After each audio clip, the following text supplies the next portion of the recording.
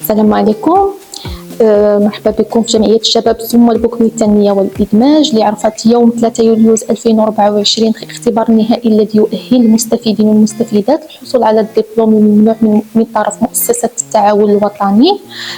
تم هذا الامتحان بحضور لجنة الامتحان على رأسهم ممثلة التعاون الوطني السيدة لطيفة شوقي، وأيضا ممثلين جماعة أكادير السيدة نائبة رئيس جماعة أكادير المكلفة بالمصلحة الاجتماعية فاطمة أمزيل، وأيضا الأستاذ حسن براي المكلف بالمصلحة الاجتماعية.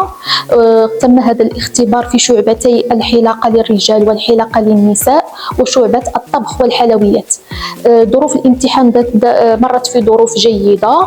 نوهت السيدتان فاطمة أمزيل والسيدة لطيفة شوقي بالمجهودات التي تبذلها الجمعية في سبيل هذه الفئة.